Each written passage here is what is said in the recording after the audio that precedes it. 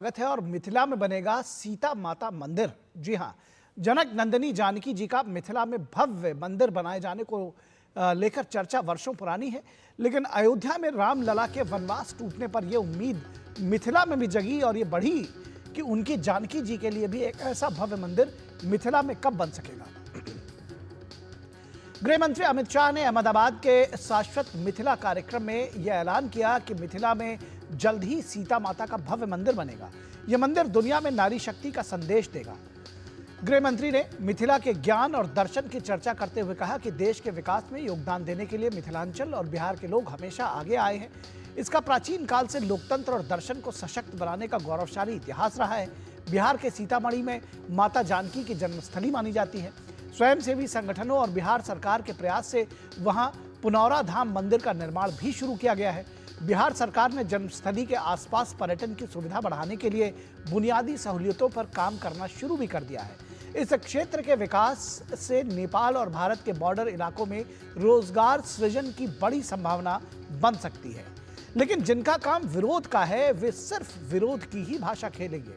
राजद नेता तेजस्वी और उनके साथ ही साथ जो तमाम नेता हैं राजद के साथ साथ, वो ये कहते हैं कि मंदिर के जगह अस्पताल बनाना चाहिए, यानी कि अस्पताल बनाने की वकालत करते हैं।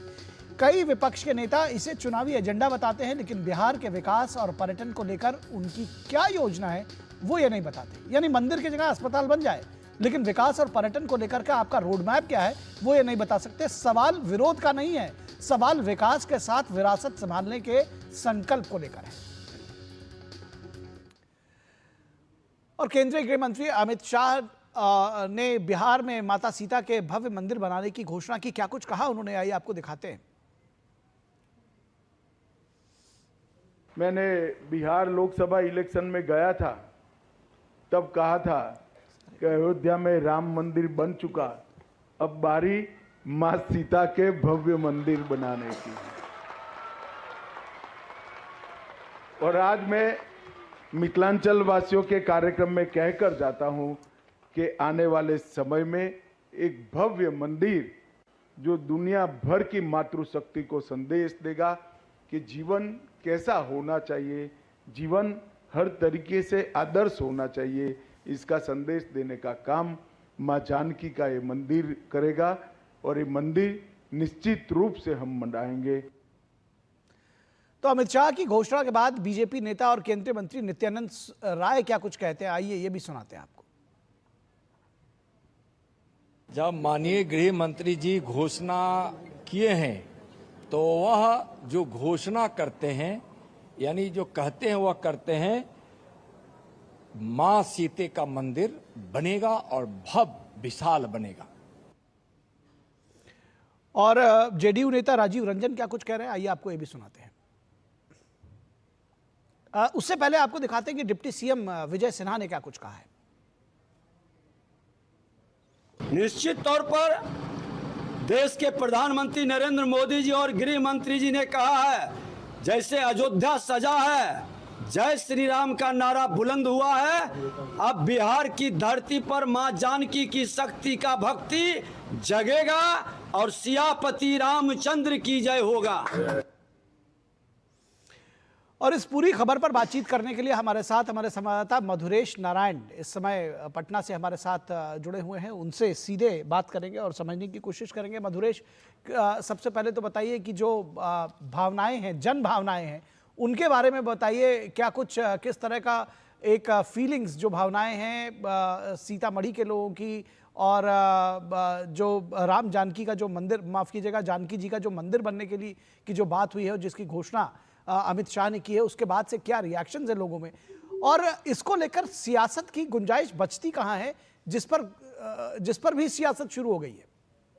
देखिए, मैं सबसे पहले बताना चाहूंगा कि राम जी का जब मंदिर अयोध्या में बना था, ठीक उसके बाद ही ये घोषणा कर दी गई थी कि ऐसा ही भव्य मंदिर माता सीता का मिथिला में भी बनाया जाएगा। सीतामढ़ी जहां पे उनकी जन्मस्थली है, वहां पे इस भव्य मंदिर का निर्माण किया जाएगा। और साइमल्टेनियसली थोड़े वक्त बाद ही बिहार सरकार और कुछ वहां की जो स्वयंसेवी संस्थान है उनके द्वारा इस मंदिर के निर्माण कार्य को भी शुरू कर दिया गया। निश्चित रूप से लोगों में बहुत ज्यादा उत्साह है और इस मंदिर के निर्माण से एक बड़ा पर्यटन का जो क्षेत्र है वहां पे विकसित होगा।